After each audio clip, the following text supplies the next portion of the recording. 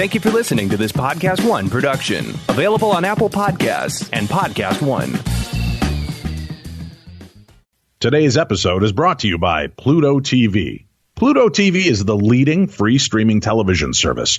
You can watch over 100 TV channels and thousands of movies on demand, all for free. No credit card needed, no sign up. Pluto TV is the easy and completely legal way to watch your favorite TV shows and hit movies. What are you waiting for? Never pay for TV again. Download Pluto TV for free on all of your favorite devices today.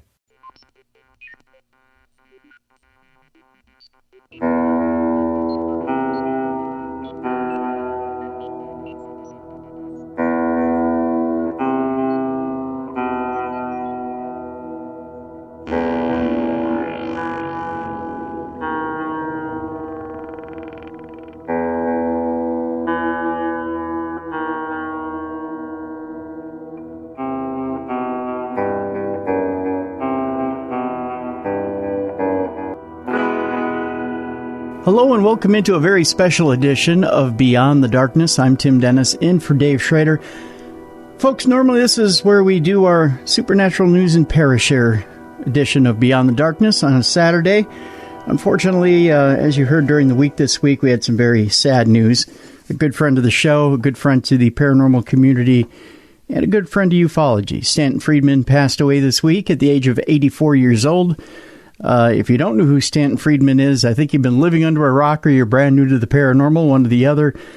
Stanton Friedman, of course, credited with bringing Roswell to the mainstream conversation in the whole Roswell incident. Stanton was born in Fredericton and was quite the mover and shaker in the UFO field.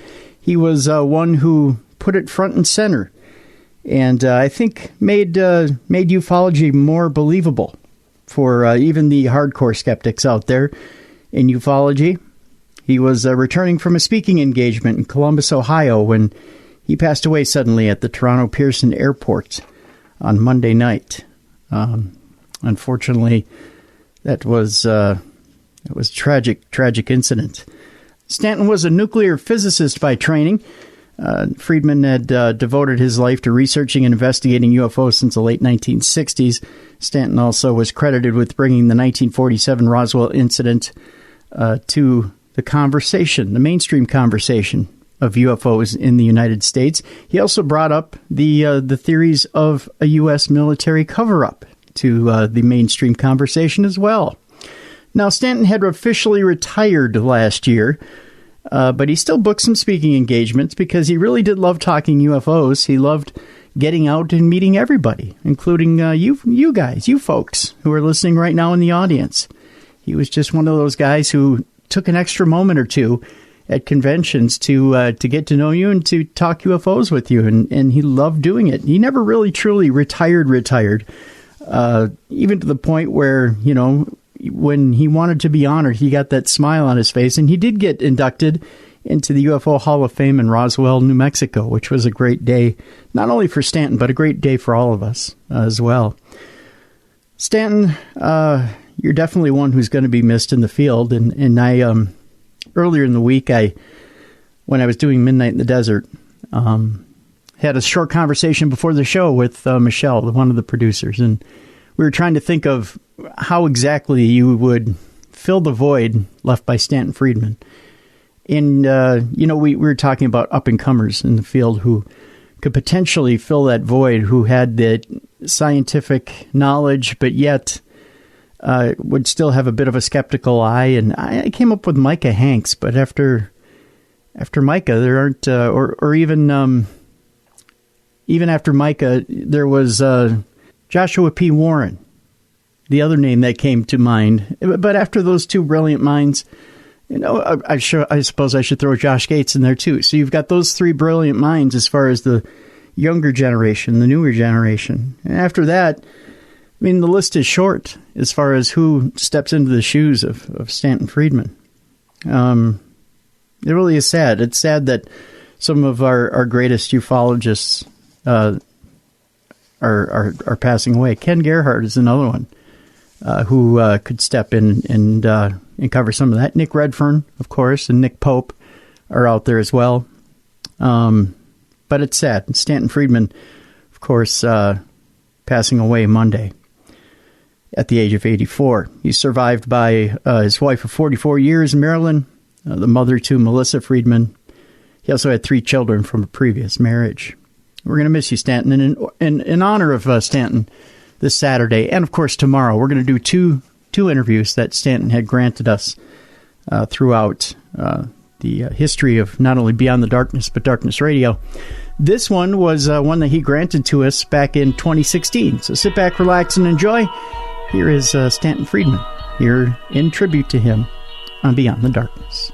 Good evening and welcome. You're tuned into the best in paranormal talk radio. Darkness Radio is on the air. I'm your host, Dave Schrader, along with me, Tim Dennis. Tonight, beginning the show this evening, though, we're going to discuss UFOs.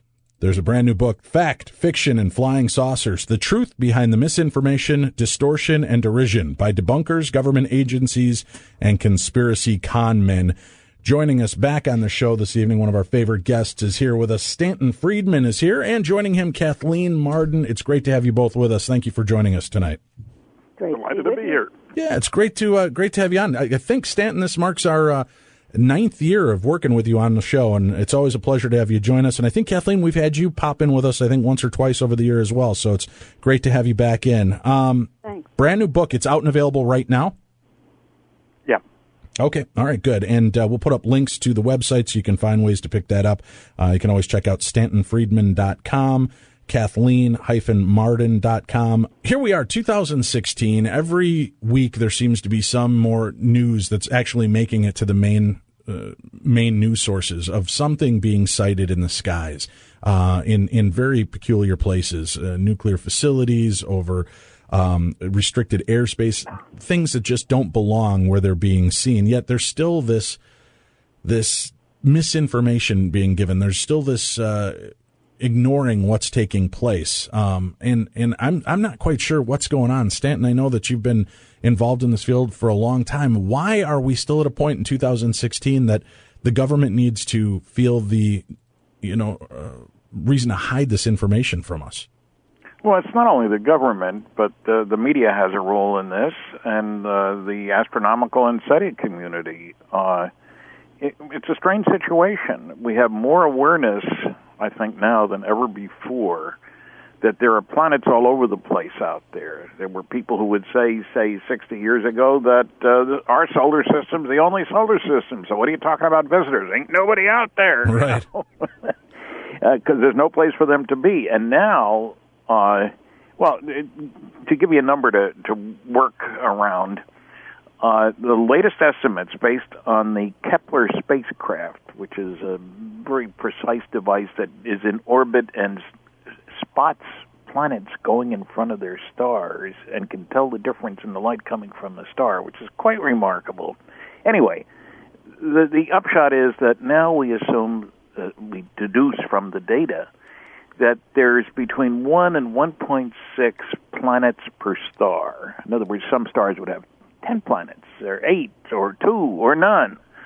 But there's a lot of planets out there. What that means is, to bring it home to our local neighborhood, within 100 light years of here, there are approximately 10,000 stars, which means something over 10,000 planets.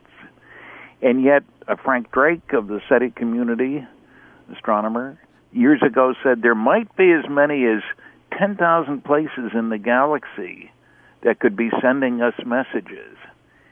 A better number now might be 10 billion or 100 billion, because there's about 100 to 200 billion. Nobody's counted them all, obviously, stars in the galaxy.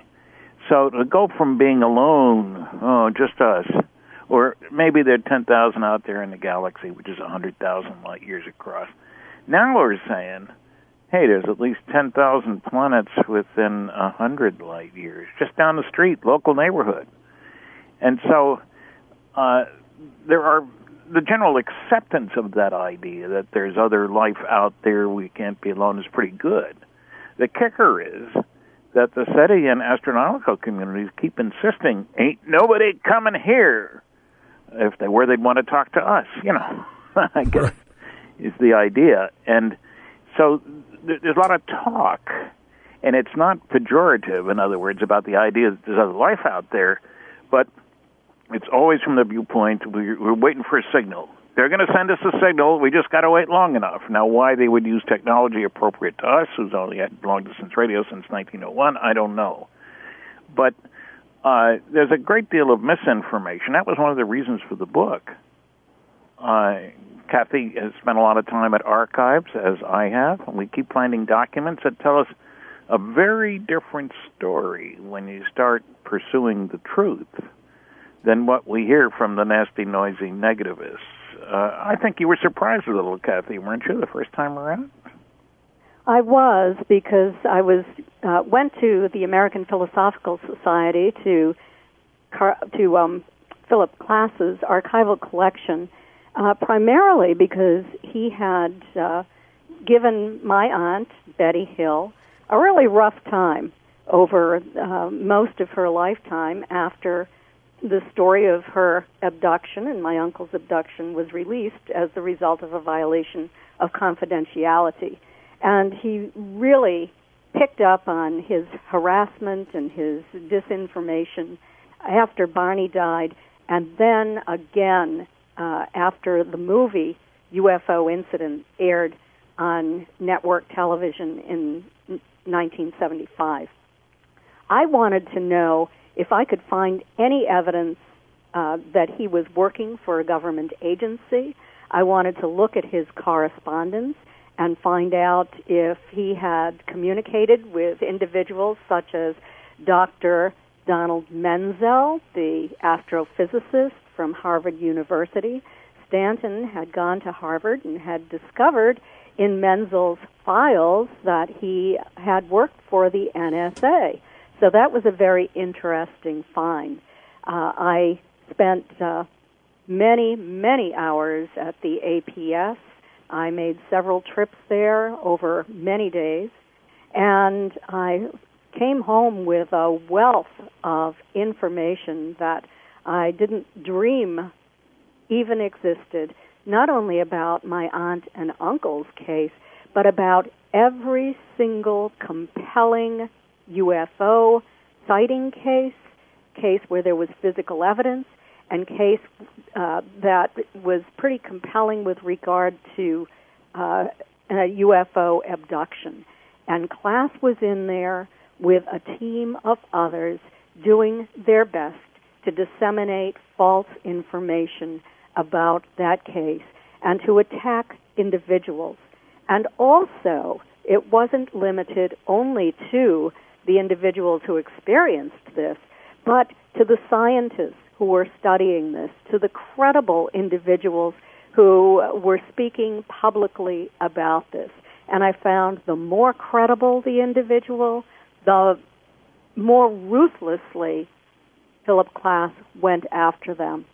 For example, there was Dr. James McDonald, and we can see that he was really a thorn in the side of Philip Klass and also of Edward Condon and Donald Menzel and others who were opposed to the scientific study of UFOs. We found information about their attempts to not only destroy McDonald's credibility, but also to destroy him as a professional. The lengths that they went to do this are just amazing. In fact, I found... Do you know, could I ask real quickly, Kathleen, when you look at that, to go to this level to discredit it, do you believe that it was because they were trying to keep a secret, or do they vehemently believe that we're not making contact, that these things are not real? I think that they were attempting to keep a secret. I think that is particularly true of Donald Menzel. Philip Klass might have known the truth. He certainly, I have examples where he did know the truth about certain information and lied about it anyway. With the story of Dr. McDonald, Klass actually sent disinformation to Jack Anderson at the Washington Post in 1968, and saying that McDonald was misusing naval research funds for his cloud studies because he was using the funding to research UFOs in Australia. The truth was that he was investigating UFO reports in Australia in his spare time, not with Office of Naval Research funding. But Jack Anderson published the story given to him by Klass. Klass then took that story, his name was not mentioned in the article, and sent a letter to the Office of Naval Research stating, quote, "The shocking misuse of naval research funds cited in the enclosed article is not only true, but was condoned, if not encouraged, by the Office of Naval Research Contract Monitor." Well, there was an investigation that ensued. McDonald was found innocent. He had not misused naval research funds. Yet, because of Klass's threats, his funding was revoked. And this happened on 2 different occasions in funding that he was receiving. So it was really destructive to his professional career. And he was at the top of his game as a meteorological physicist, highly esteemed in his field. And this is just one example of the kind of treatment those who were supporters of and proponents of the scientific study of UFOs, the kind of treatment they received. Kathleen, in the last segment, we were talking about the fact that they'll go to these extreme lengths in order to discredit somebody, and they're not necessarily discrediting the research. What they do is, it seemed in his case, they were discrediting how he was going about doing it, so that it just, even though he wasn't really doing it on military time or money, he wasn't doing anything wrong, suddenly the funding isn't there because he's just kind of got this weird stigma attached to him. Is that kind of what they go for? If they can't beat you, they'll just take your legs out from under you? Well, and not only that case, we talk about how J. Allen Hynek, head of the astronomy department at Northwestern University, Air Force scientific consultant to Project Blue Book for almost 20 years, that Phil wrote a vicious letter to the FBI about him because they had published a very nice article by Hynek in the Law Enforcement Journal, and he was attacking Hynek. He's not a scientist, and on and on. And he called him the spiritual leader of a vocal group of believers and kooks who claimed they were being visited by extraterrestrial spaceships. That's pretty bad. And when the FBI, to its credit, told him that Hynek had a fine reputation amongst professionals. And they also pointed out, if you get his FBI file, which is available, go to the Internet, you find out that they wanted to persecute Klass twice for releasing classified information, but they didn't have approval to declassify the information so that they could push it. So they did not have good things to say about Mr. Klass, but if you didn't get the FBI file, you wouldn't know that, or get our book, I guess. It's all in the book as well. And but here you've got, if I could ask, so you've got FBI kind of standing up for the reputation of Hynek, and then you've got another guy trying to devalue him. I mean, is it that these different alphabet agencies are not working in conjunction with one another? It seems like they would know about something in this grand scale that it's UFO related, not just ours. Why are they undermining each other? Well, they don't seem to be. I was surprised to see the strong defense that the FBI made of Hynek, and clear indication that they didn't trust Klass as far as they could throw him. And so, you know, we did find connection between Dr. Edward Condon, but he was head of an Air Force study, professor of physics, outstanding reputation as a physicist, but who said some really stupid things in his report, including, Kathy, do you have the exact quotation on that? Nobody would be coming here for 10,000 years. Yeah, as I haven't entirely memorized it, and I don't have the Condon report in front of me. No, but he made the statement that there was no reason to believe that intelligent life from elsewhere would be coming to, I'm not sure if it was the solar system or planet Earth, for at least 10,000 years. And it was apparently based upon some kind of mathematical model that was obviously incorrect, since there's ample evidence to those who have studied this and have really taken a serious scientific look at the evidence that we are being visited. Yeah, it's one of the weird things. I mean, I could understand, I can forgive Donald Menzel, if I can put it that way. I didn't like him while he was alive. I had one run-in with him, which was certainly didn't give me a good feeling about him as a scientist. I was speaking at Harvard. I got on campus early to ask him, to invite him really to my lecture, because I didn't know how much promotion had been done. It was an engineering alumni group. And I gave him my name. Oh, I know all about you. And I didn't find out until Kathy saw the copies of letters from Condon to Menzel at the APS files. But my comment was, oh, you read my congressional testimony next to yours. And his next comment was a classic. You can't be a scientist and believe in flying saucers. At which I laughed. What else am I going to do with a stupid statement like that? Right. Anyway, he got angry. And I said, Dr. Menzel, I didn't call to engage with you. I called out of courtesy to invite you to my lecture tonight at 8 o'clock at such and such a building. Oh, well, of course I won't be there.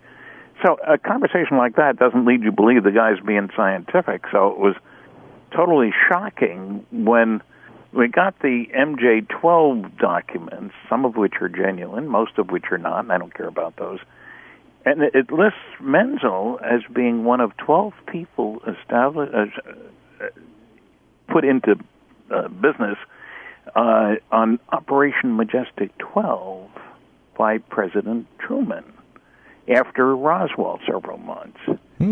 And the other guys, the other 11, all made sense. 5 civilian, 5 military, 6 military, and 6 civilian, really. What the heck is Menzel doing? This must be a joke. We certainly weren't going to go public with that without having verified stuff. Well, I found Menzel's name in an article about loyalty hearings. He thanked Dr. Vannevar Bush, who was basically Truman's scientific advisor. And here's this letter to Bush thanking him for all his work in clearing Menzel from disloyalty charges and help making it possible for him to keep his security clearance. This is from a lawyer, big law firm in Boston, 1950. What the heck was this all about? Right. I called the lawyer, and he said, oh, yeah, there's 1,000 pages of the hearings and stuff in his Harvard files. That's what led me to the files. And first I checked the New York Times and the Washington Post, and there wasn't anything. That seems strange. You may not be old enough to know, but there was a communist under every bed was the attitude of some people back at that time. Right. So you would have expected the Times and the Post to carry it. Anyway, I called the Harvard Archives, found out that indeed they had a big file on Menzel. He was deceased, as were all the other members, so you could talk to any of them. And I found out, well, I'd like to see them. Well, you're going to need permission, and 3 different people. I had to get written permission to view Menzel's papers. Well, I did that. It took a little while, and then I got a grant from the Fund for UFO Research and went up to Harvard, not knowing what I was looking for, because I knew some of his UFO stuff was at the place that Kathy had found it. And there was a file, John F. Kennedy. Oh, that's interesting. So I opened that and was totally shocked by a letter from Menzel. It was clear they knew each other on a first-name basis. They even, I found out later, even had breakfast together on occasion, 2 Bostonians, you might say. And a letter from Menzel to Kennedy saying, after he had been elected president, that there's one area where I may be of assistance to you. I have a longer continuous association with the National Security Agency of anybody, 30 years. When we are properly cleared to each other, I can tell you more. wow, where'd that come from? Right. NSA is Mr. Snowden's agency, Right. Never says anything, no such agency, those guys. Well, it turns out, in reading more, it turns out Menzel was also a world-class cryptologist, code breaker, code maker. And as a matter of fact, there was a paper in Scientific Journal about 6 years ago about the cryptologic contributions of Donald Menzel. Now, as an indication of how classified, how hidden this information was, the Sky and Telescope, great astronomy magazine, had 2 issues dedicated to Menzel. One on the occasion of his death, and the other on his 100th anniversary of his birth. They went on at quite great length, but neither one of them mentioned anything about all this post-World War II highly classified work of Menzel. There were people at Harvard when I talked to, I don't believe that, was kind of the attitude, And so that was shocking, but it proved the necessity for getting first-hand information. Not A said, B said, C said, but here's what A wrote, here's what B wrote.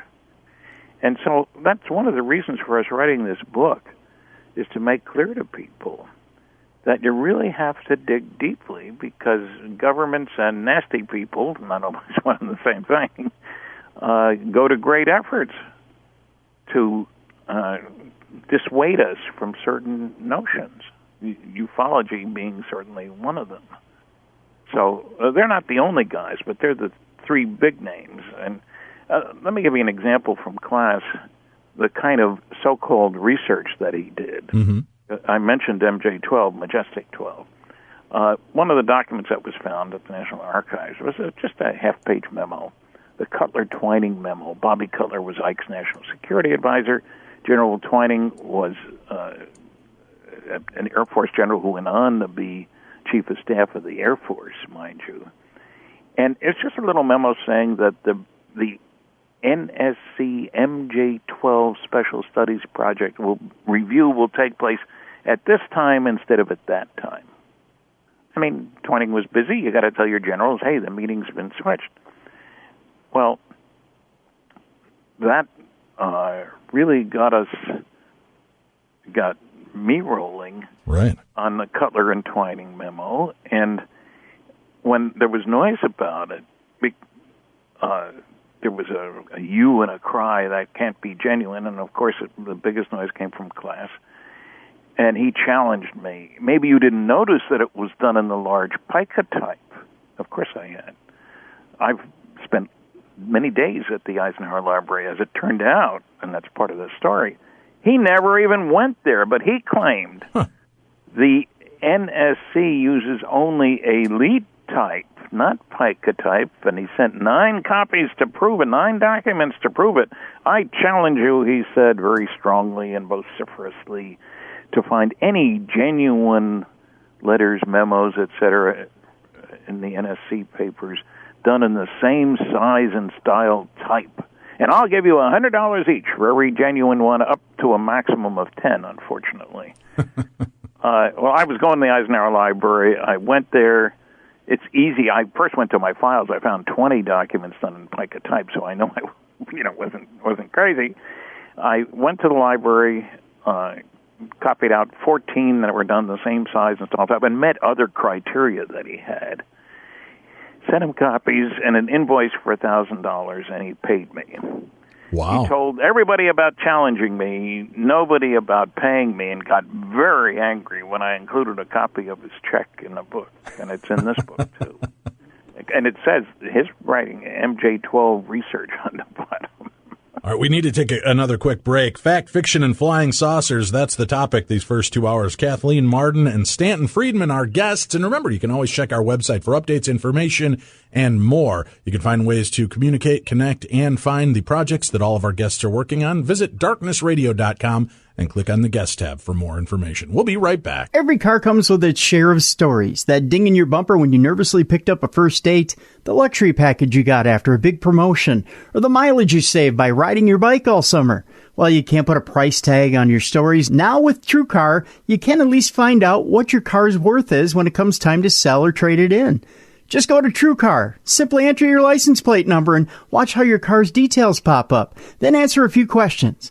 Navigation and moonroof? Watch as they bump up your value. High mileage? You already knew it was going to cost you, but now you know how much it dings your wallet so you can plan ahead. Once you finish, you'll get a True Cash offer sent in minutes, which you can take to a local certified dealer to cash out or trade in. So when you're ready to experience a better way to sell or trade in your car, check out TrueCar today. True Cash offer not available in all areas. All right, we're back here on Darkness Radio. So you've got some of these great minds that are under attack, that are being undermined, disinformation, misinformation being given. But Kathleen, you've got information on another leading scientist and researcher who was being targeted and mercilessly. Can you tell us a little bit about that?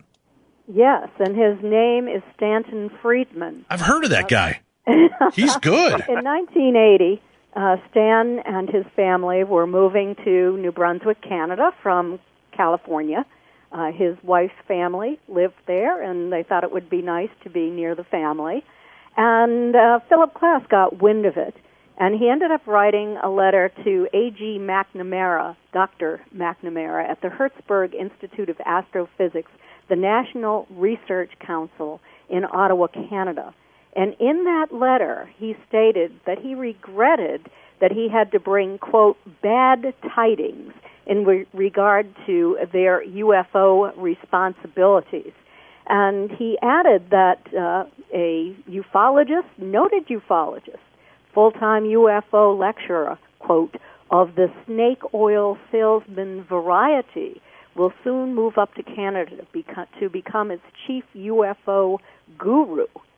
And he also stated that Stan's lectures are very colorful, and he's quite a showman, unlike Hynek, whose lectures are rather dull, he said. He said his 1-hour lecture is so filled with half-truths and falsehoods that it would take me several hours to offer a rebuttal. And like wrestling with an octopus, when you manage to pin down one leg, the other 7 are still thrashing about. Stan had no idea that Klass had ever written that letter. But steps were taken. Apparently, they thought that this was an official letter. It sounded very official, right? Written by Philip Klass. And the archives were expunged of identifying information, including people's names and their addresses. And therefore, anyone who wanted to go there to do the research would not be able to contact the reporter, the person who made the report. So Klass was successful, I think, in his attempt to ruin Stanton Friedman's research in Canada and to give him a bad name, too. Obviously, Klass was lying. Stanton is a highly credible scientist, a nuclear physicist, a meticulous researcher, but this is the kind of thing that Philip Klass did in order to see that the scientific study of UFOs could not be carried out. Well, he's good, but he's no rocket scientist. Oh, wait, yeah, I guess he kind of is, isn't he? I am, yeah. I worked on nuclear rockets and space programs and stuff like that. That's my point. I always think it's fascinating. You know, it's great when you can have people that come together that have this kind of insight, understanding, and that it's, you know, I love the listeners of the show and followers and people that are into the paranormal, ufology, all of this, but have these deep-rooted theories and beliefs, and, you know, they work at Menards cutting lumber, but they know about jet propulsion, they know this, and then you have somebody like Stanton Friedman who comes forward and legitimately knows these things and understands how craft should work and should not work and understands how we should be able to make these communications. So it's I love when there's some kind of accredited person that we're able to speak to regarding these type of conspiracies. It's so strange to me, as I said at the beginning of the show, that in 2016 this is even still an issue. I don't understand And Kathleen, you brought it up earlier, right? I mean, they're saying, it's going to be at least 10,000 years. Well, what about the UFOs over Washington? What about Roswell? What about Rendlesham? What about Betty and Barney Hill? What about Betty Andreessen? I mean, these are some amazing stories and cases that you can't just sweep under. I mean, the UFOs, and correct me if I'm wrong, unless I've missed something along the way here. Everybody always says if there's really UFOs, why don't they land on the White House yard?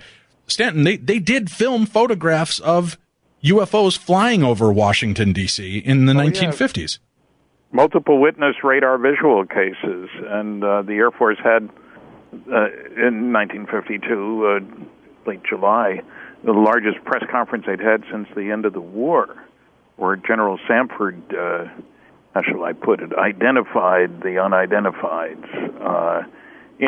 In effect saying there's really nothing to it, folks. Don't worry about it. On the other hand, later that year, we know that the Air Force put out a regulation that flying saucers, so-called, should be shot down if they don't land when instructed to do so. Now, don't ask me how a pilot tells the saucer, hey, get your butt on the ground, buddy, or I'm going to shoot you. Right. But, and there were General Roger Ramey, who was involved in the Roswell incident and had been head of the 8th Air Force, stated that, we've scrambled more than 300 times, but it's just routine. So they were, on the one hand, taking it very seriously, but on the other hand, not publicly. And Kathy found some very interesting sessions with the Air Force where Menzel was trying to convince them that he had the answer to everything. And Kathy, he didn't, did he? He didn't. In fact, this was in May of 1952. He had a meeting at the Pentagon with 5 military officers and a secretary who was doing the recording. And what he said is that he had solved the Air Force's UFO problem through a few elementary experiments using liquids of different densities. But the Air Force wasn't buying it. Dr. Stephen Possenet, who was the director of intelligence under a special study group under Major General John Samford, stated that to Menzel, well, why do you think that your few simple elementary experiments prove anything? And Menzel didn't like that very well. He kind of changed the subject, and he said to the military officers, well, most reports are hoaxes anyway. And the military spoke up, and they said, no, you're incorrect. Only 2% of the cases in our files are considered to be hoaxes. And so Menzel then said, well, I want your endorsement because I've written 2 articles, one in Time magazine and one in Look magazine. And he was using his theories, you might say, to dismiss all UFOs as being something else, atmospheric phenomena or something else. And General Garland spoke up and refused to blindly endorse Menzel's few simple theories. Well, Menzel blew his stack, but before he left, he volunteered to become an unpaid consultant to Project Blue Book. His initial request was denied, but we find by 1965, by the mid-1960s, he is working as an unpaid consultant to Project Blue Book under Hector Quintanilla, and so was Philip Klass. Pretty amazing. Unbelievable. Yes, it is unbelievable. That was one of the reasons for publishing this book, is that there's a lot of stuff that we weren't the only people who knew, but that were not generally known, that have to be put out in public for the world to see. And with Menzel, at least it goes with the combination of finding out that he worked for the government, NSA, and other agencies. And so he was talking out of one side of his mouth over here, but he never told anybody about his involvement with the government. We think the public needs to know this.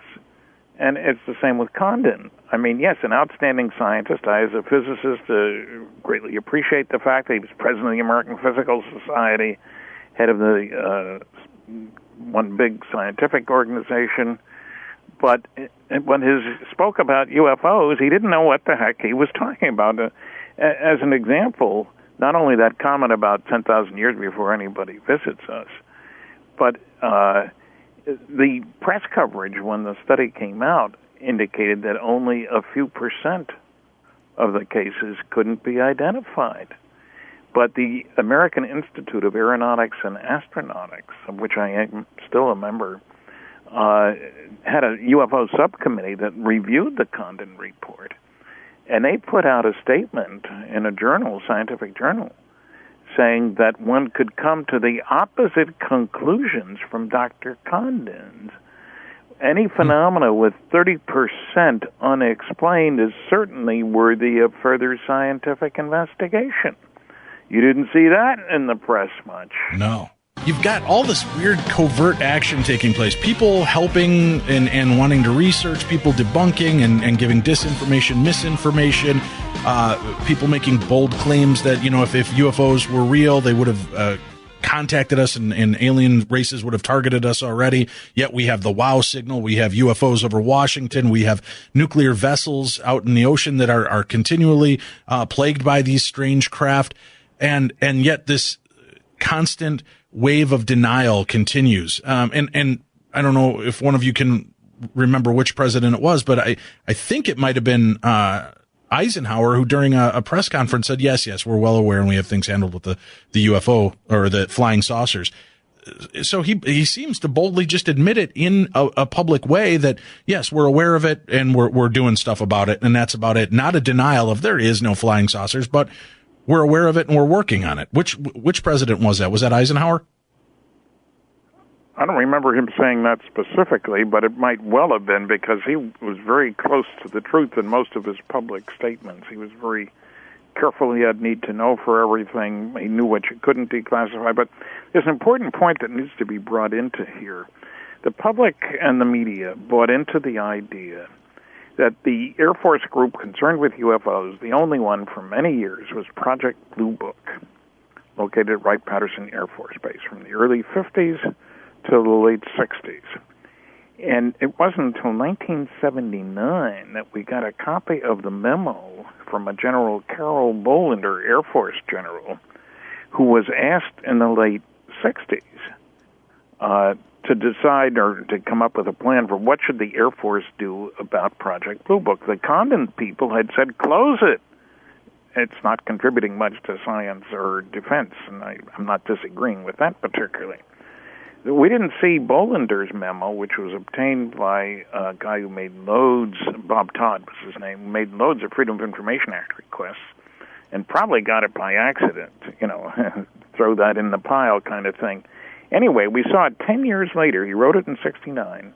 In 79, we got the memo, and it was astonishing. He said, reports of UFOs which could affect national security are made in accordance with JNAP, Joint Army, Navy, Air Force Publication 146, or Air Force Manual 55-11, and are not part of the Blue Book system. That was an incredible statement. Incidentally, Blue Book was closed because of this. And 2 paragraphs later, he said, if we close Project Blue Book, the public won't have a place to report UFO sightings. However, as already noted, reports which could affect national security will continue to be investigated using the procedures designed for that purpose.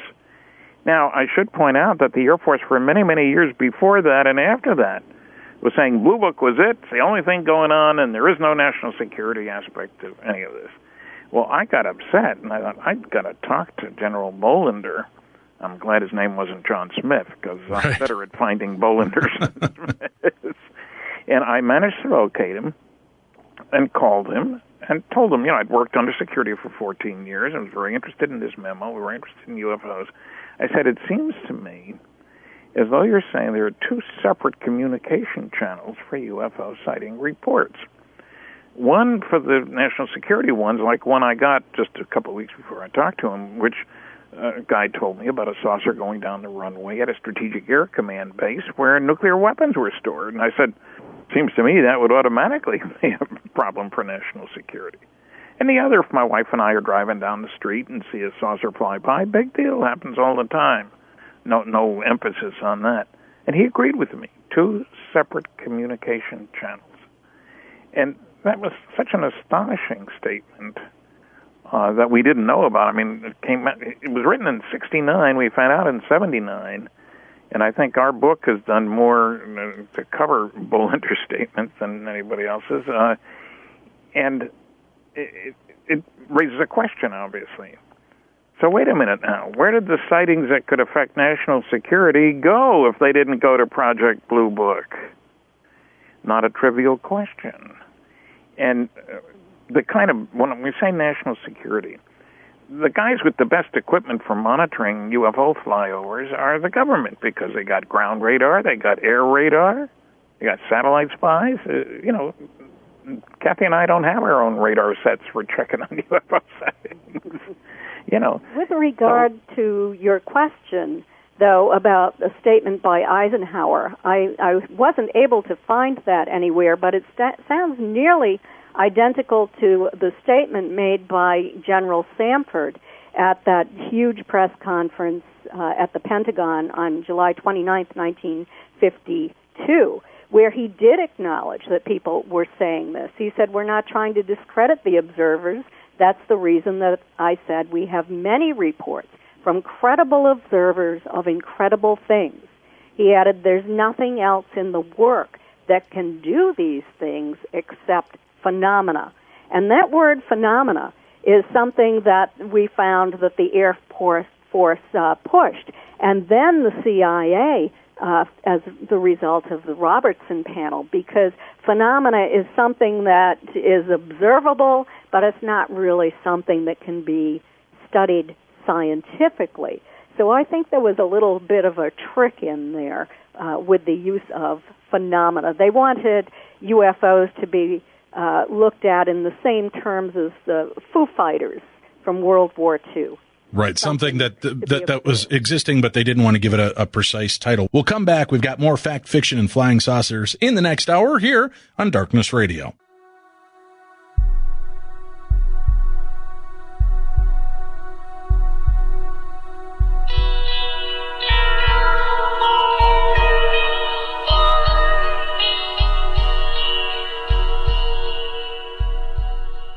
If you like our show, you're going to love AJ Benza, Fame is a Bitch, on Podcast One.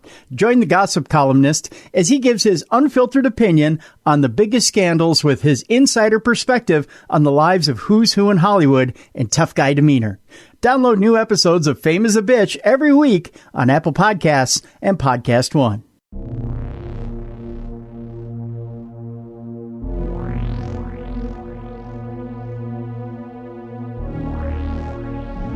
Beyond the darkness.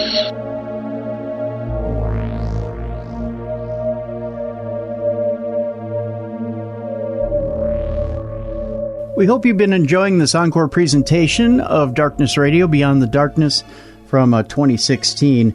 Fact, Fiction, and Flying Saucers with Kathleen Marden and the late Stanton Friedman. This is our tribute episode, one of two this weekend, to the late Stanton Friedman, who passed away at the age of 84 this past week. Of course, Stanton Friedman being one of the great ufologists in the field of the paranormal. We just want to show our respects this weekend to Stanton Friedman in any way possible. Stanton, of course, being one of our favorite guests here on Beyond the Darkness. Not just one of our favorite guests, but one of our favorite all-time people to hang out with. One of our all-time favorite friends to hang out with in the paranormal at different conventions. And running into Stanton at the different conventions around the country was truly a pleasure. Truly a pleasure to see Stanton. If you've had the pleasure of meeting Stanton at any of the conventions, the variety of ties he wore to conventions were truly colorful and cool to look at, among other things. His smile was just a great smile to see, and his passion for the field was truly something to see as well. It was Stanton was a hell of a guy. That's just the only way to put it. And you love seeing somebody who has a passion for their work. talk about their work, and to be able to talk with Stanton was a gift. It truly was a gift, and a gift that we're all a little sadder for not having around anymore. Stanton, we'll miss you. We'll miss you quite a bit, and but we have your gift in recordings like the one that we're continuing to listen to today, and we have your gift in books, the books that you've left behind, and the video that you've left behind, and the documentation you've left behind. So let's continue without further ado. Here's the second half of Fact, Fiction, and Flying Saucers. Kathleen Marden, his co-author on the book, and the late, great Stanton Friedman here on Beyond the Darkness.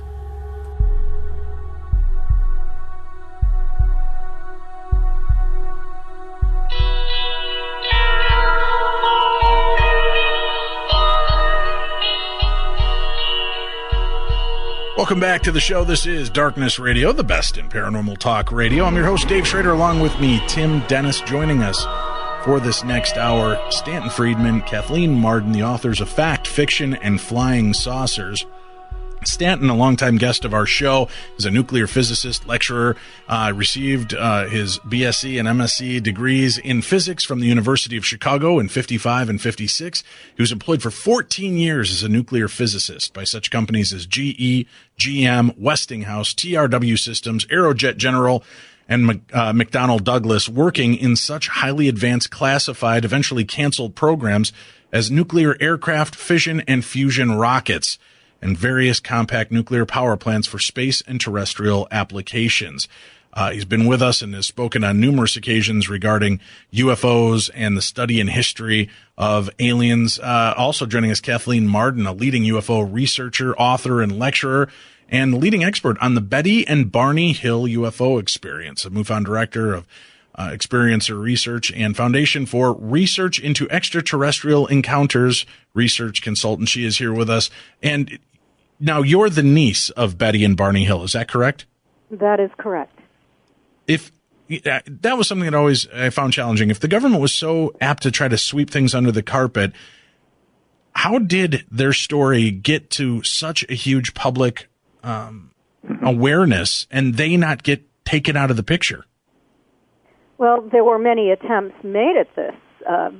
Betty and Barney had made a report to Project Blue Book after their close encounter. And in the original report that they made, they reported a continuous band of lights that they'd observed for 30 to 60 minutes, that at that time, at closest approach, it was the size of a nickel at arm's length. Remember that an aspirin will cover the full moon. So it was quite large at closest approach then. But then the report says that it swooped down, and when it was above them, it was as large as a dinner plate at arm's length. So imagine that. It filled up the whole range, the whole field of vision in the windshield of the car. They stated that it had an erratic flight pattern. It ascended and descended swiftly several times. It flew in a jerky motion. They said that when they arrived in the vicinity of Ashland, they again heard the buzzing sound of the object. However, they didn't see it at that time. And Barney stated, inasmuch as he and his wife did in fact see this occurrence, he decided to report it.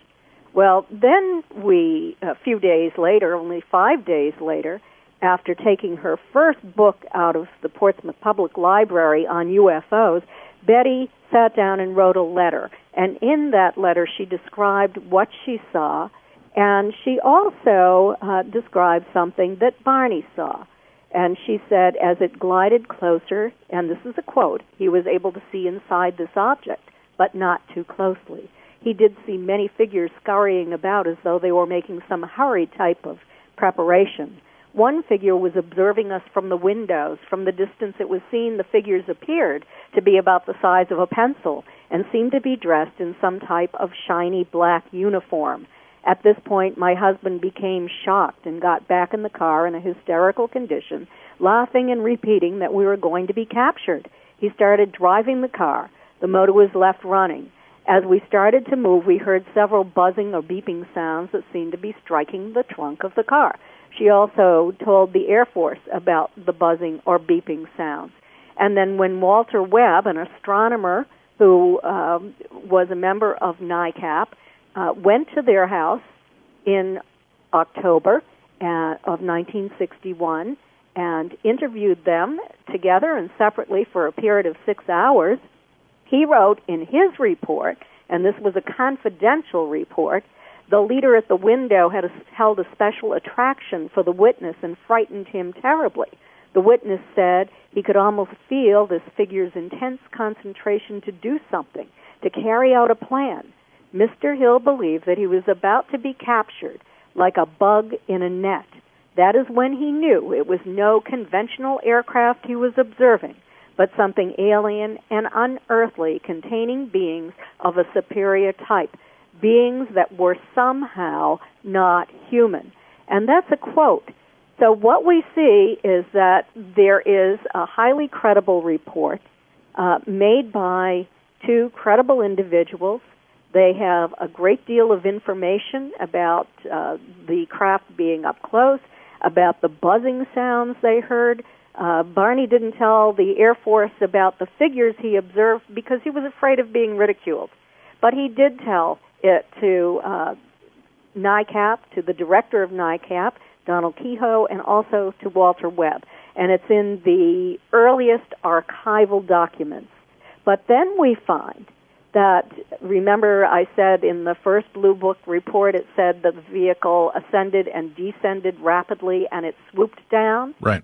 There was a revised Project Blue Book report that came out that lied about it. It said there was no lateral or vertical movement noted. It said there was no evidence presented to indicate the object was due to other than natural causes.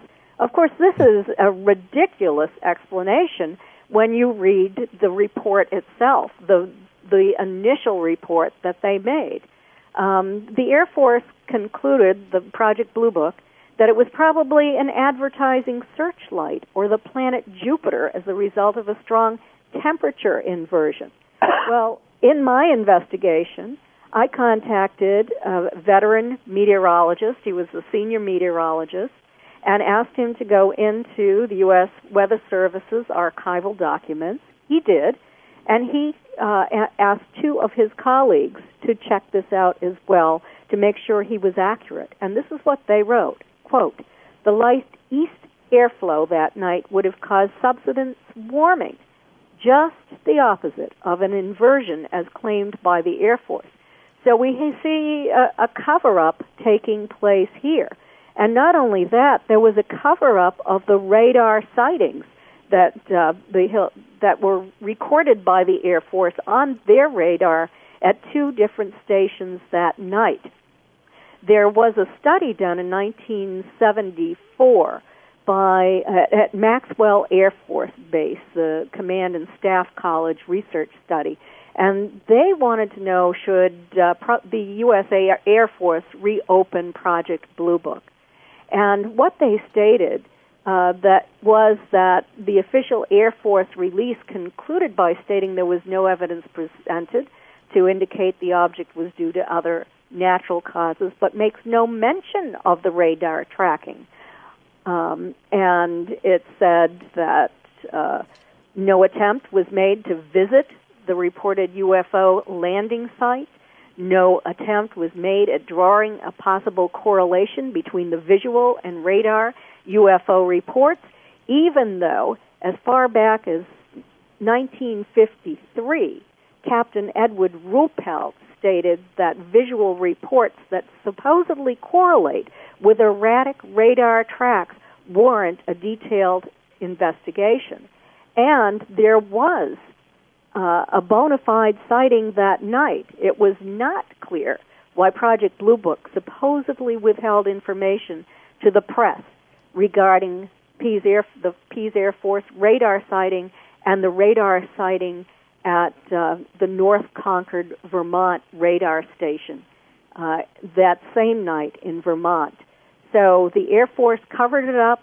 They said it was only shimmering on the radar scope. That was not true. There was a radar visual sighting in Vermont. And many attempts were made to minimize the conscious, continuous recall that Betty and Barney had, to make them look like a couple of kooks, and to place the emphasis upon the hypnosis sessions, which could be questioned, and upon other speculative information instead of on the facts. So they go out of their way again to discredit this couple and everything that they saw and witnessed, although they weren't in it for any kind of financial gain or concern. They didn't even want it to be public. They didn't want the embarrassment. That's right. That's true. So Stanton, why the need and overwhelming desire to destroy them? Is it because they were able to capture something that was so disturbing? Well, yeah, I think so. Remember, we're dealing with two very respectable people, not that the debunkers would point that out, but Betty was a social worker. Barney worked for the post office, but had also been appointed to the state Civil Rights Commission. Kathy was with them when they were invited to the inauguration of Lyndon Johnson. They were prominent people. And we haven't said so, but I suppose most people are aware, Barney was black, Betty was white, a mixed-race couple. In the early 1960s, it was rather an unusual deal. When they went to that inauguration, there were still miscegenation laws in Virginia. Blacks and whites couldn't mix in a bed, married or not. Right.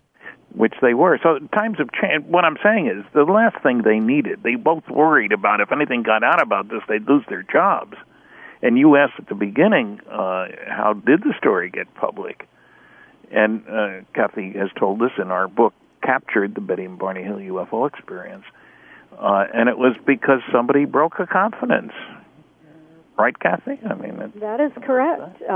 Betty had a friend who lived down in Massachusetts, and this friend, Laurie D'Alessandro, had a lot of information about the case. Betty had confided in her about what she and Barney had said under hypnosis, and Laurie D'Alessandro just happened to speak to a reporter for the Boston Herald Traveler, John Luttrell. And John Luttrell had a real interest in this. He had contacted Betty and Barney and said that he wanted to write about their experience. They said, absolutely not. We refuse to talk to you. They had a reputation to protect because of the important work they were doing for the people in the state of New Hampshire.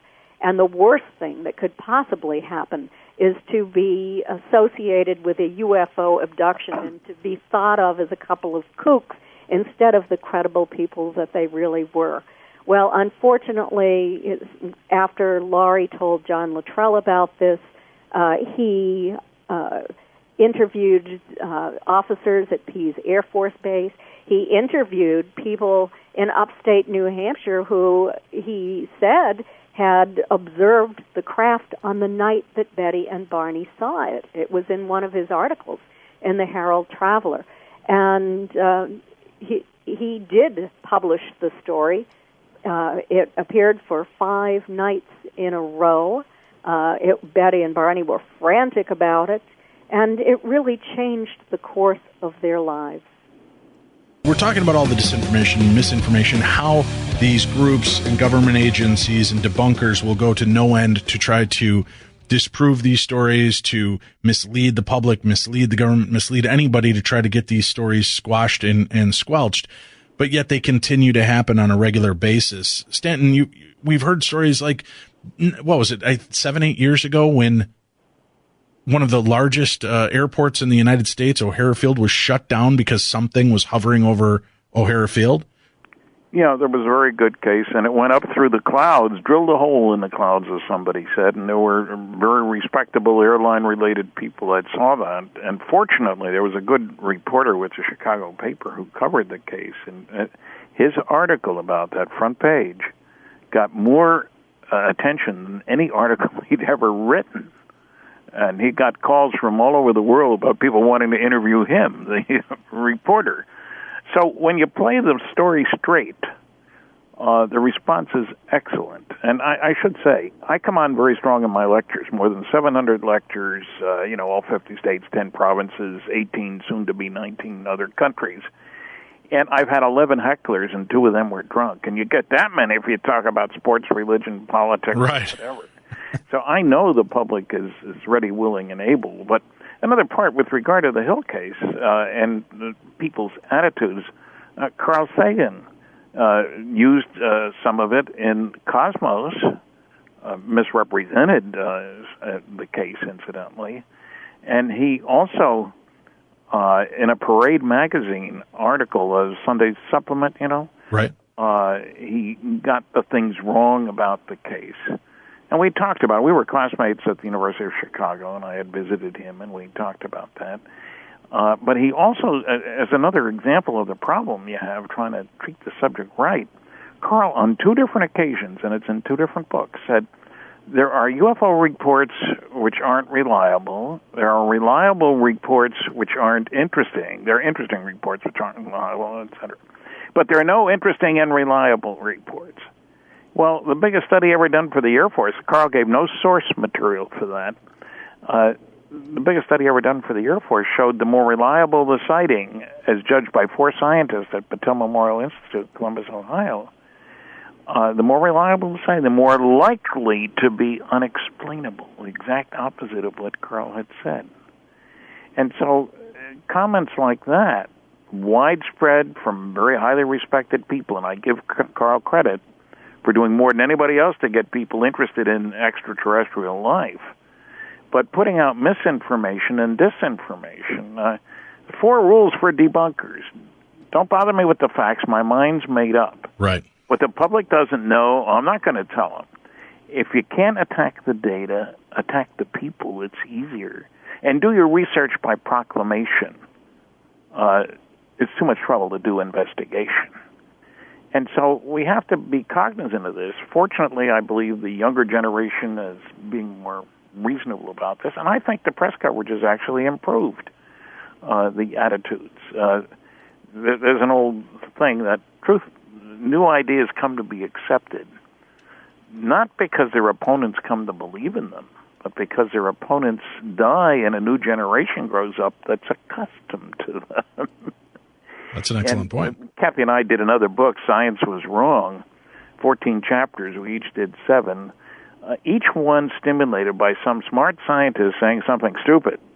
Like the great astronomer said, if there was one thing he was certain of, man would never fly any distance in a vehicle. That was 2 months before the Wright brothers' first flight. And there are a whole bunch more examples of this. So it should not be surprising that a controversial, exciting, new idea would be pilloried by people who don't bother to look at the facts. Look at Billy Mitchell. He was a pilot in World War I, and he made a big thing after the war that aviation would be extremely important in the future and would be used to sink ships. Secretary of the Navy said, I'll stand on any ship he says is going to be sunk by a plane. In 1941, November 29th, there was the Army-Navy football game, and in the program for the game, it showed a picture of the USS Arizona, huge battleship. Mm-hmm. And text said, nobody's ever sunk a big ship from the sky. 8 days later, at Pearl Harbor, the USS Arizona was sunk by bombs dropped from the sky, killing 1,100 crew members who were on that ship. The Japanese knew you could sink a ship from the sky. So there are dangers in accepting comments from people who don't know what the heck they're talking about in the area that they're speaking. They may know about other things. And so that's one of the reasons for writing these books, was to make people aware that there are consequences. In other words, there were medical cures that were poo-pooed because, what was it, Kathy, that vaccinations would never stop smallpox? Not only that, if you had a smallpox vaccination, then you, since it was made from the cowpox virus, killed virus, you would develop the characteristics of a cow. So you might grow horns, you might grow udders, you might end up behaving like a cow. So that was disseminated in order to convince people that they didn't need to do this because, of course, many doctors were making a lot of money in variolation clinics in Europe and in the United States, too, where they would infect people with a light dose of smallpox, and they would remain in their hospitals for a couple of months while they recovered, because the poor people couldn't afford it. They were just disfigured or they died. But the doctors involved had personal financial reason for making fun of the cowpox vaccine, and even though it worked. Well, sure. I mean, look, that continues today. What was it? Not even, I think, 10 years ago, 15 years ago, the doctor that came forward and said ulcers are not caused by stress. They're caused by a bacterial infection, and we can treat them. And he got laughed out of the symposium. And now what do we know? That's the fact. And you'd started off the show earlier, Stanton, by mentioning that, they'll say this doesn't exist. Science doesn't acknowledge this. You can't be a real scientist if you believe this. But science, if I'm correct, and please, I know you'll step in and let me know if I'm wrong, science is predicated on the idea of taking leaps, making a theory, a hypothesis, and then trying to see if you can find substantial evidence to back that up. And if not, then it's put away and shelved. But you can't just say you can't be a scientist if you believe in ghosts or UFOs or Bigfoot. You have to question those aspects, because if you don't question it, how would we have gotten penicillin? How would electricity work? How would any of this happen if we didn't take these large leaps of faith into what most people probably thought was insane talk at the time? My mantra is that technological progress comes from doing things differently in an unpredictable way. The future is not an extrapolation of the past. You have to change how you do things. A laser isn't just a better light bulb. It produces light, but entirely different physics. And you have to look at all the uses of lasers, and it's less than 60 years since the laser was discovered. And there are a whole bunch of examples of this. And the people who put them forth initially often were ridiculed, denied, job promotions and stuff like that. Another medical one, Dr. Semmelweis in Vienna, delivering babies. There were big lying-in hospitals back then, and the women that were cared for by the midwives, fewer than 5% got childbed fever. The women that were delivered by doctors, medical doctors, 20% got childbed fever. And Dr. Semmelweis was very concerned about this, ran a bunch of experiments. It's a long story that's in the book. But he wound up putting up a new bunch of rules. The kicker was that doctors were doing autopsies upstairs and then coming down and examining women about to deliver without washing their hands. Oh, good grief. Believe it. And so he published papers, set up new rules, cut the percentage down from 20 to less than 5, and was fired for his troubles because the head of the hospital said, that's not the way we do things. So my point is, it's not only with regard to UFOs that people have behaved unprofessionally. How's that? That's a neat way of saying it. Nastily, stupidly, I could say as well.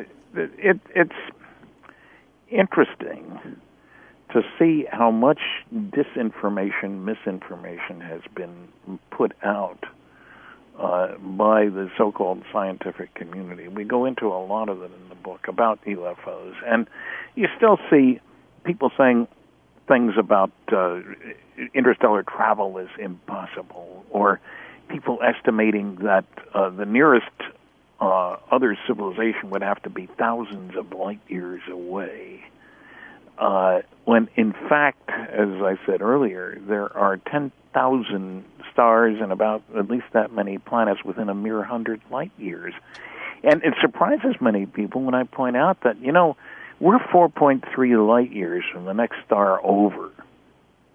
However, there are plenty of stars that have another star less than a light year apart. And we mentioned the Hill case. There was a star map associated with that. We talk about this in the book. And to make a long story short, it appears that those guys, I presume they're guys,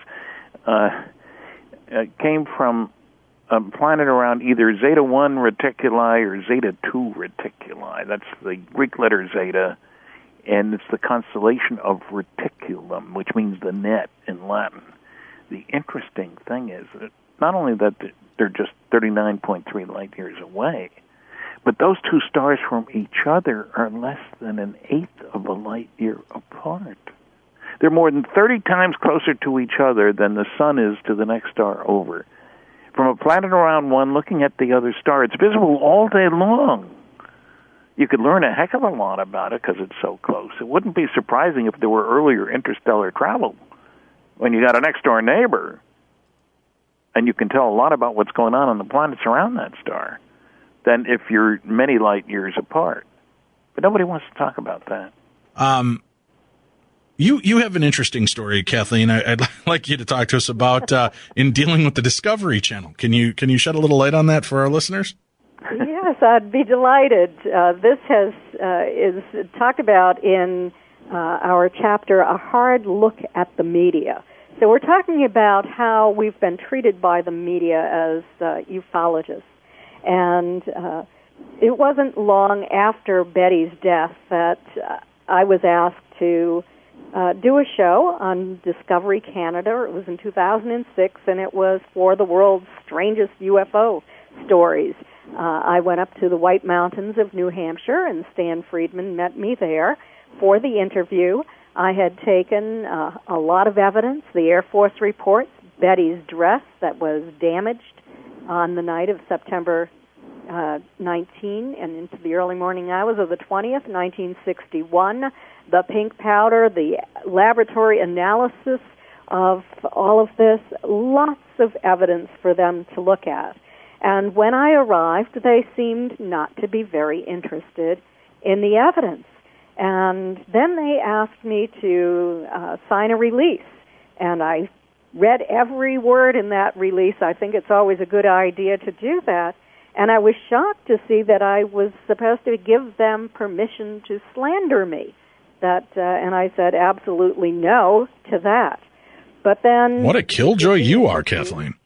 Did that, and many months later, Stan got in touch with me, and he was really quite angry. And what had happened is that they had released an advertisement for their show, and they had titled it, "I Had Sex with an Alien." And prominently displayed in the advertisement was Stan's image next to the show's title. To get to the segment itself, it asked, imagine for a moment that aliens really exist. What would they be like? Perhaps there was only one thing aliens can't get anywhere else in the universe. Have extraterrestrials traveled halfway across the limitless, expansive space because they have the hots for humans? Maybe they just want to have sex with us.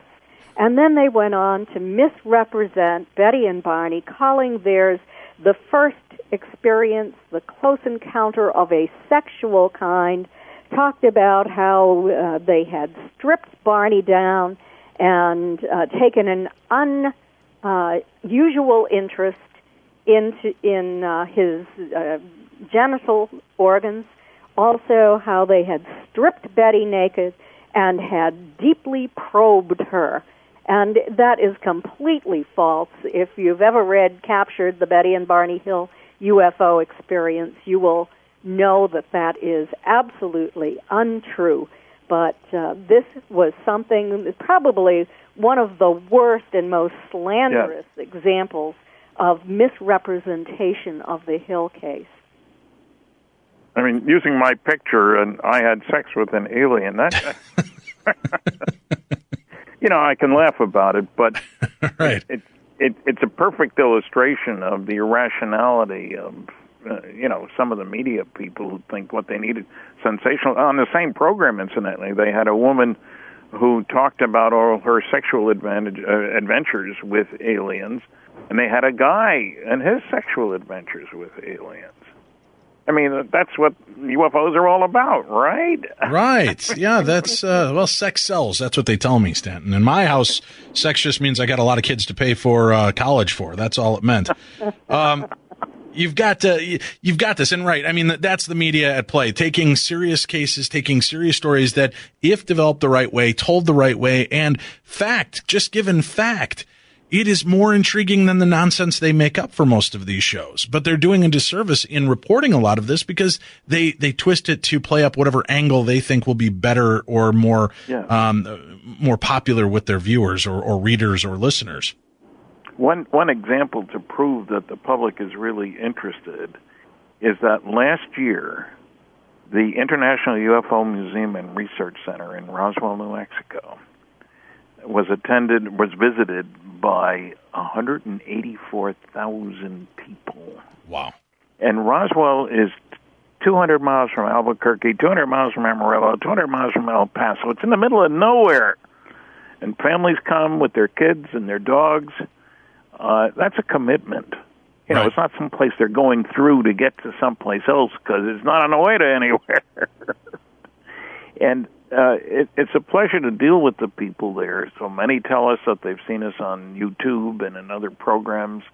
They want their picture taken. They're treating the subject quite in a friendly fashion. They didn't come to ridicule. They came to learn. And it was nice to see so many young people and families together who had an interest in this topic. And Stanton, I know off air we were kind of discussing some of the silliness of what's going out there, some of the disinformation. You had some interesting points that led to nuclear fusion. Can you kind of expound upon that for us here on air so our listeners can be a part of it as well? Well, yeah, I think it's safe to say that every civilization will wonder about what the heck is going on in their star. Just about all planets are circling around stars, and obviously they're getting their energy from the star, and making a little fire or forest fire or anything like that isn't going to give you that kind of energy. So what's going on? And it turns out we didn't realize what was going on until 1938, when a physicist decided that the sun was producing its energy by nuclear fusion. Now, you couldn't do that until you had discovered the neutron in 1932. And fission also in 1938. Fission and fusion, two different things. Everybody's heard E equals mc squared.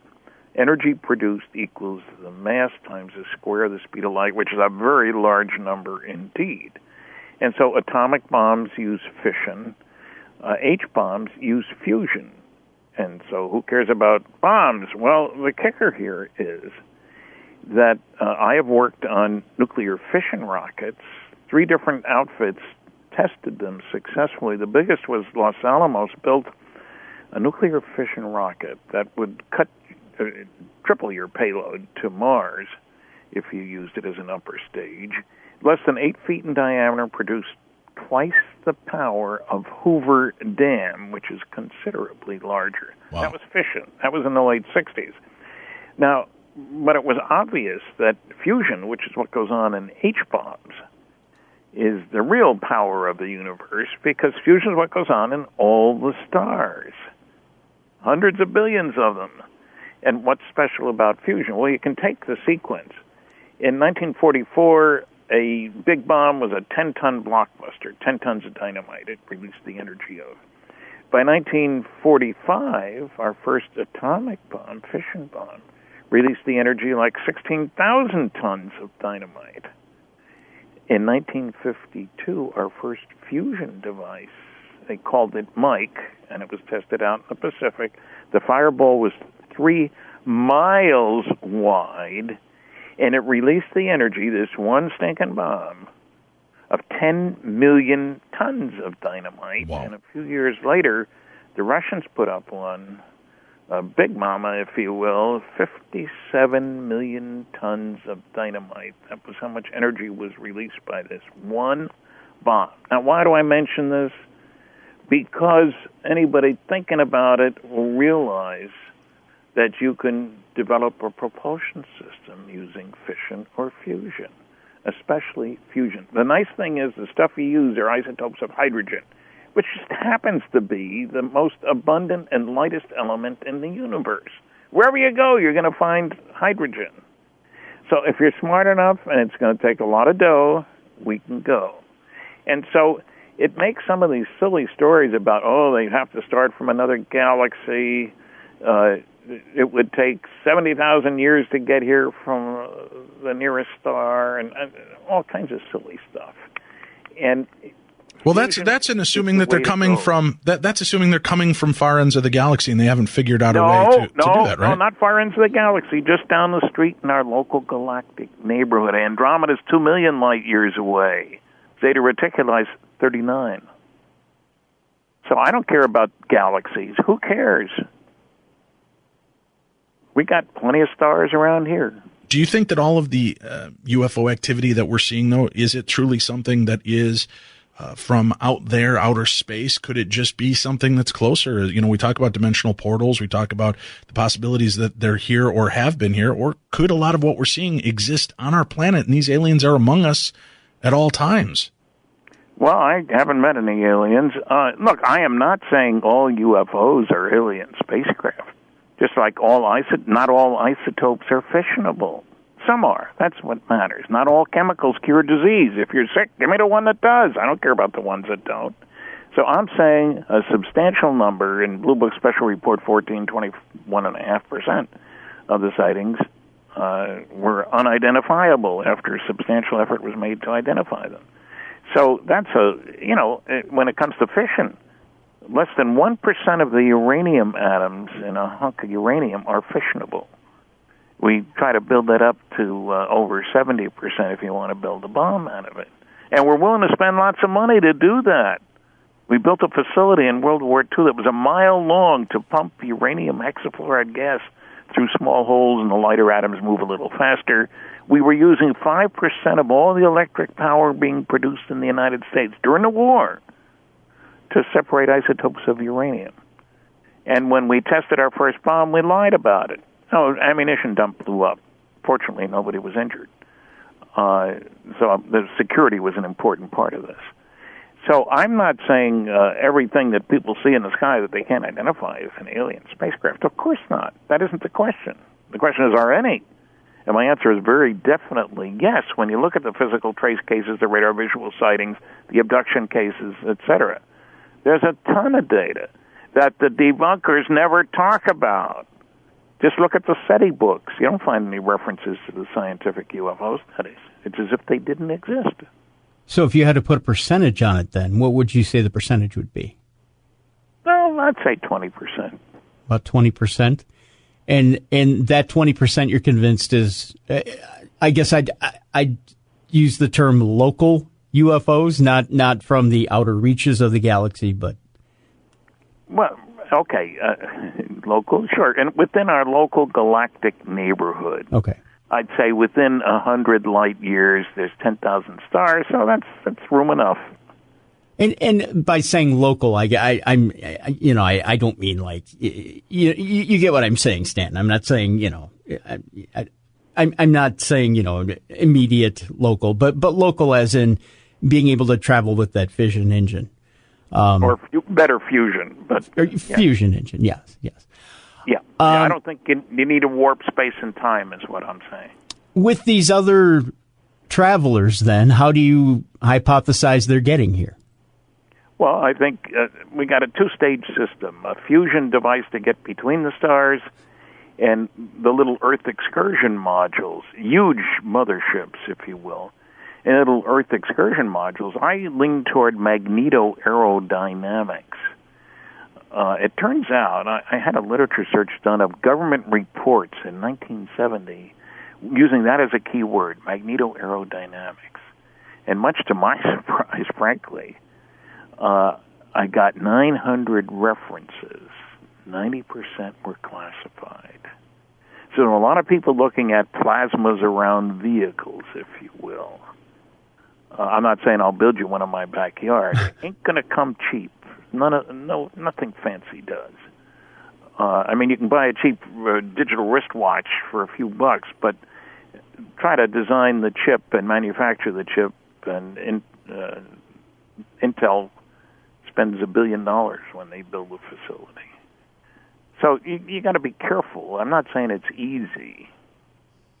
Right. Absolutely. We got about a minute left here. Again, tell people where they can pick up the book, Fact, Fiction, and Flying Saucers, The Truth Behind Misinformation, Distortion, and Derision by Debunkers, Government Agencies, and Conspiracy Con Men. Kathy's website is one place? Yes, on our websites at stantonfriedman.com or Kathleen-Marden.com. Also, you could go to Amazon or Barnes & Noble, and they are available in many different formats there. But the good thing about going to our website is that you get our autographs. Oh, there you go. Both of our autographs. There you go. We encourage you to do that as well. Kathleen Marden, Stanton Friedman, thank you very much for joining us on Darkness Radio tonight. We appreciate you. Thanks for having us. So there you have it, folks. That's the first of 2 memorial shows that we'll be doing this weekend in honor of the late, great Stanton Friedman. That's Fact, Fiction, and Flying Saucers. Kathleen Marden, his co-author on that book. Go and get a copy of that book and honor Stanton in that way. Get into that book, read that book. That book came out about 3 years ago in 2016. And get a copy of it this weekend or even beginning of this next week. Page through it. Get to know it. Stanton had a lot of great knowledge to put out there for everybody. Not just skeptics and believers, but all people who look to the skies and wonder if there's something out there. Stanton had just a wealth of knowledge and again, just knowledge that we should be sharing amongst ourselves, whether you're a novice or you're an expert. It's something that we all have something we can learn and should continue to learn from Stanton, even as he crosses over that veil and gets the truth about whether aliens exist or not. That's one of those things that I've been thinking about all week.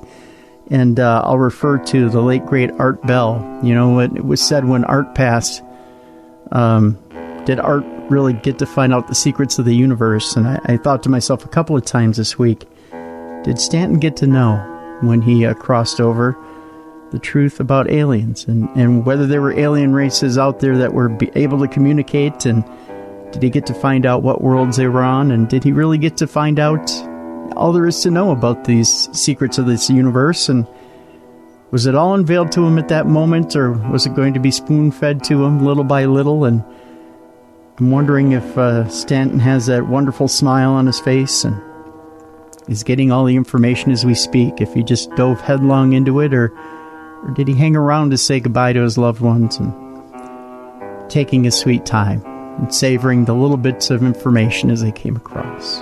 I wonder. I really do wonder. Stanton, we're going to miss you greatly. You have no idea, my friend. Join us again tomorrow where we'll be airing another encore presentation of another program from Stanton Friedman as we continue to honor the legend in ufology, Stanton Friedman. For Dave Schrader, I'm Tim Dennis. We will see you again tomorrow in the best of Paranormal Talk Radio. This is Darkness Radio.